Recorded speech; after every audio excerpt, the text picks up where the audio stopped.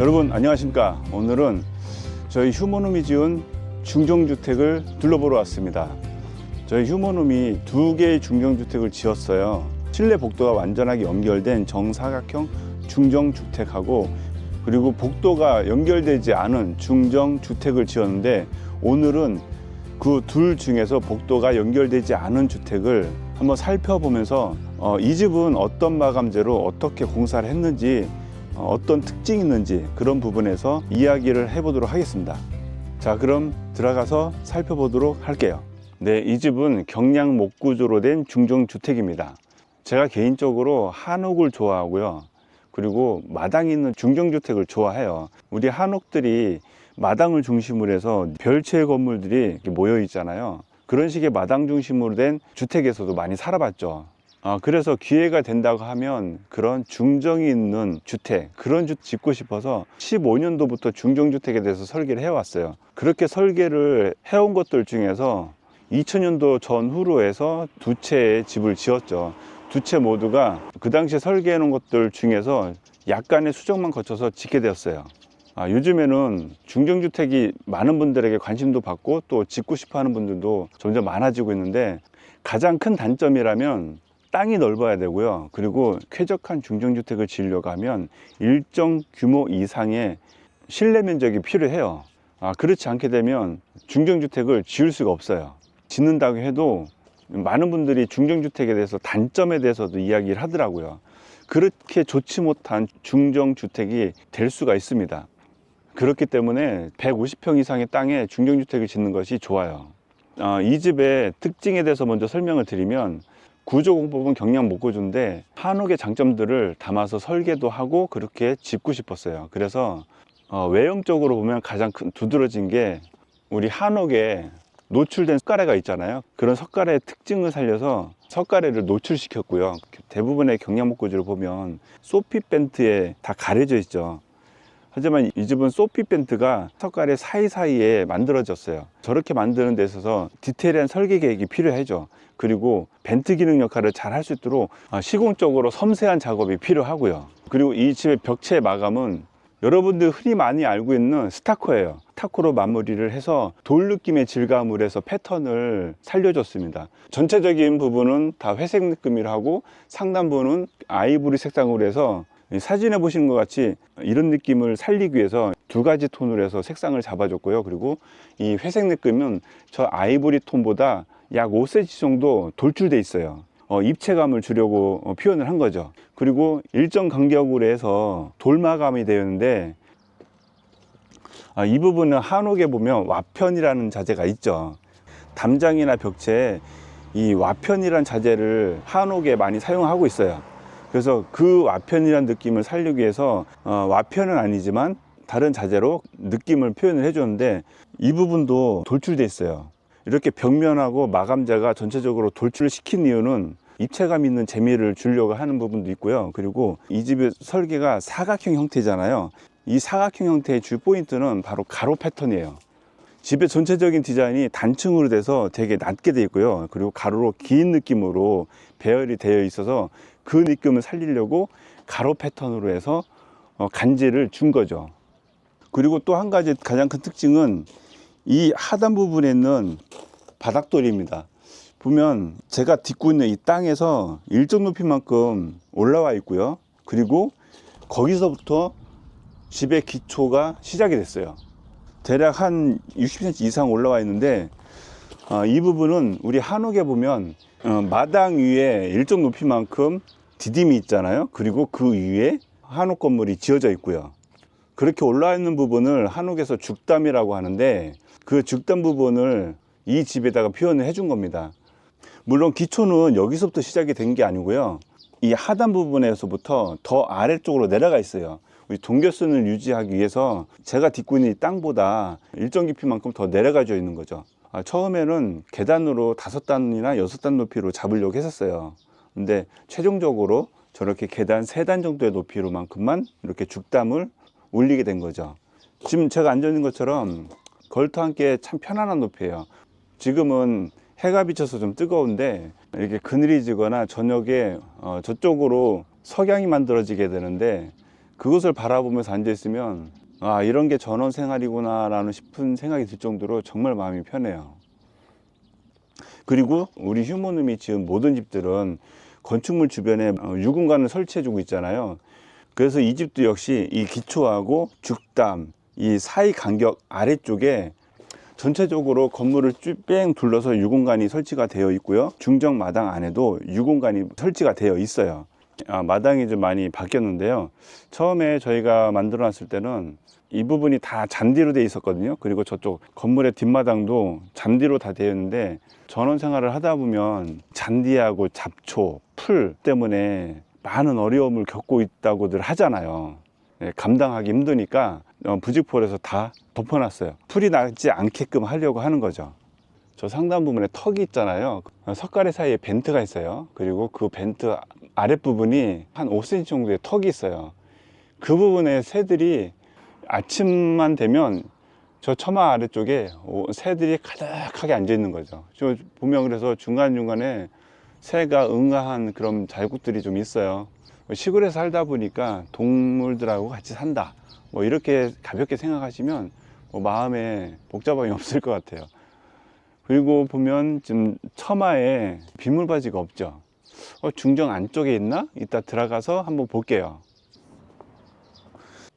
자, 이곳에 계단이 있고, 그리고 대문 방향으로 해서 보통 이쪽으로 해서 출입구가 있어야 되는데 반대로 이쪽 오른쪽에 출입구가 있어요.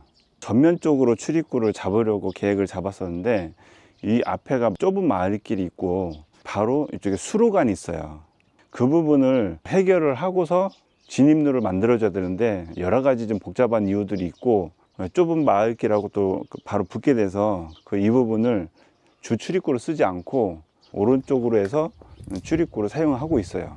그리고 우리 경복궁이나 그런 곳에 가면 바닥이 전체 다 돌마감으로 되어 있고요. 일정 부분 높은 죽담으로 해서 표현이 되어 있잖아요.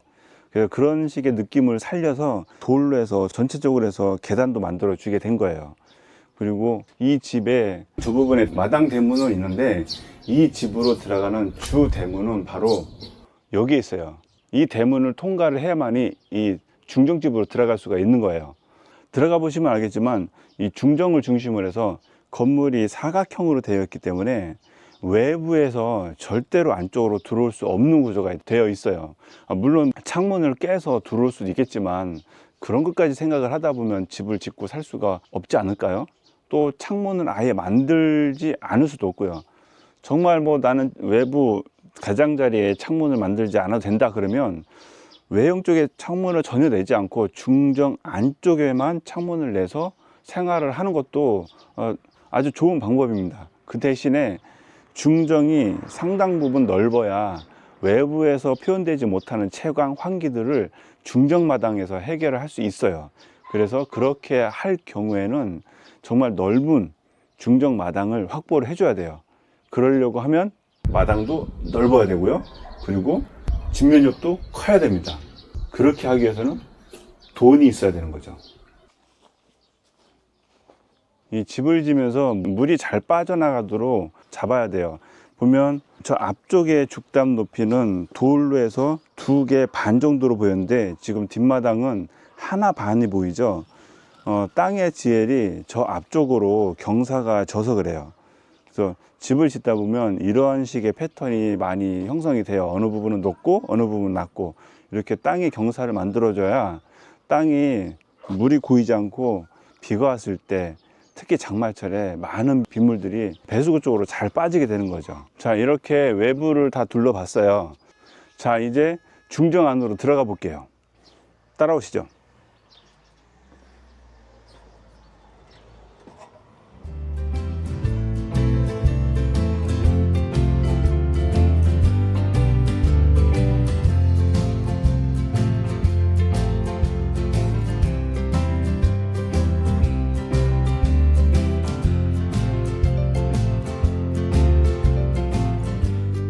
어때요?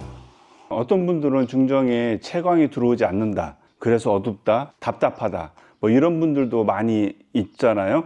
여러분들 보시기엔 어떻습니까? 제가 빛 때문에 눈이 부실 정도인데 중정마당의 상당 부분이 햇볕을 받고 있어요.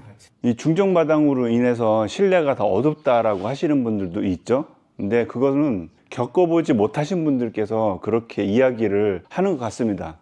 절대 실내가 어둡거나 채광이 많이 들어오지 않거나 그러지 않습니다. 물론 이 중정의 사이즈 그리고 건물의 높이에 따라서 이 중정 안으로 빛이 얼마나 들어올 수 있는지에 영향을 받기도 해요. 또 그 중정 사이즈가 작다 보면 생활하는데 그렇게 큰 도움을 주지 못해요. 중정 단점이 주는 그런 여러 가지 이점을 누릴 수는 없어요. 하지만 휴머눔이 여러 설계를 해본 결과, 시공을 해본 결과 꼭 단층을 지어야 한다는 것이고요. 일정 규모 이상의 땅 부지 그리고 건축물의 면적을 확보를 해줘야 충분한 중정마당을 만들어 줄 수가 있어요.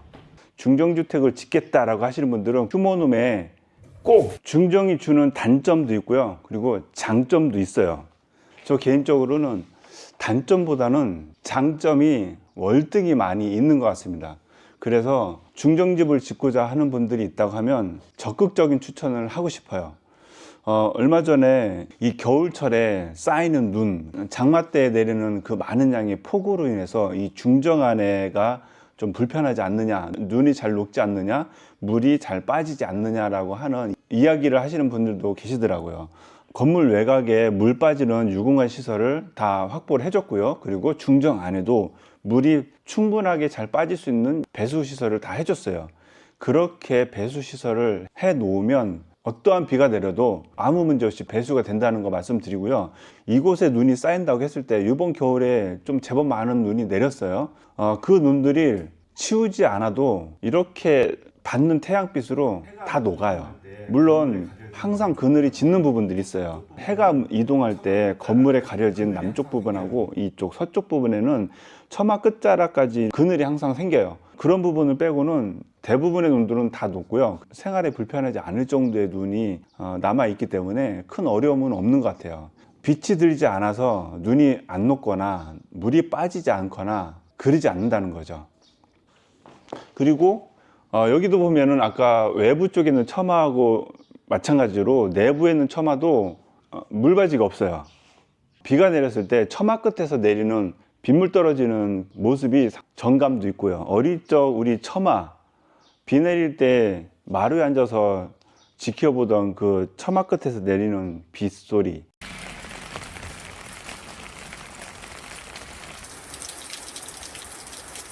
그리고 겨울이 되면 처마 끝에 고드름들이 이렇게 매달려 있어요. 그런 정서적인 것을 원하신다면 집을 지을 때 처마 끝에 빗물바지를 설치하지 않으신 것도 개인적으로는 좋지 않을까 생각이 들어요. 그리고 이렇게 마루에 앉아서 있는 것도 중정이 주는 소소한 재미가 아닐까 싶습니다. 이 중정마당도 지금 많이 바뀌었어요. 변화를 갖게 됐는데 처음에 지을 때는 저 부분에 넓은 대청마루를 만들어줬죠. 보통 대감마님이 높은 마루에 앉아서 이리 오너라 하시잖아요. 그런 느낌을 살려서 마루를 좀 만들어 놨었어요.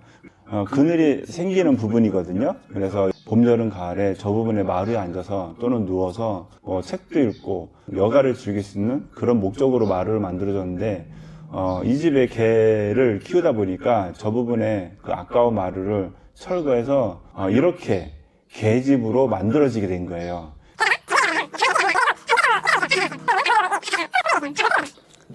햇빛 때문에 더워서 이 그늘로 좀 들어와야 되겠습니다.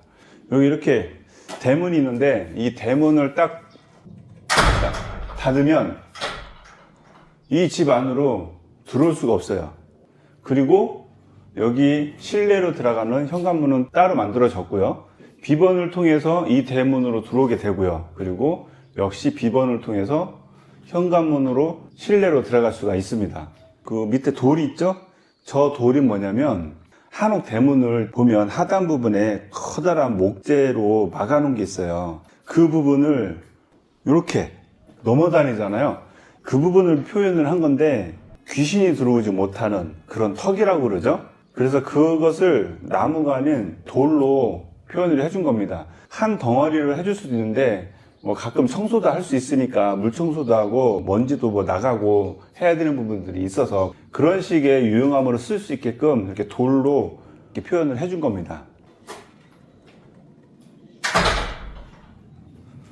이 중정 안에서 뭐든 할 수 있어요.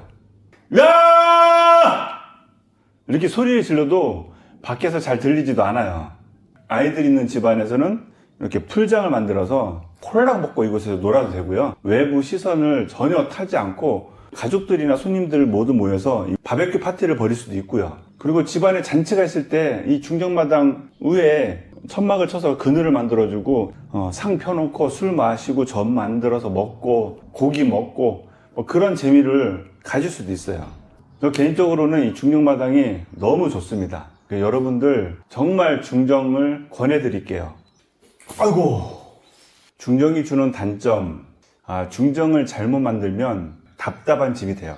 빛도 잘 안 들어오고요, 바람도 통하지가 않아요. 그래서 그런 부분들을 해결할 수 있을 만큼의 충분한 크기의 중정마당, 적정한 건물 높이, 이런 것들이 잘 맞춰져야 불편하지 않은 단점이 없는 중정을 만들어줄 수가 있는 거예요. 중정이 주는 장점은 정말 많아요. 일단은 생활에 안락함이 있고요. 그리고 안전함도 있고요. 아마 이 좀비들로 득실거린다고 하면 절대 이 집에 들어올 수가 없어요. 지금 보신 것처럼 문을 굳게 닫아놓으면 도둑도 이 안으로 들어올 수가 없어요. 이곳에 생활하는 사람들의 프라이버시 확보가 100% 된다는 것. 그리고 중정으로 들어오는 자연 채광하고 바람이 실내 곳곳으로 다 통한다는 것. 중정에 앉아있다 보면 마음이 편안해져요. 또 이 중정 안에서 서막 끝에서 보여주는 저 하늘이 정말 마음을 편안하게 만들어주는 것도 있고요.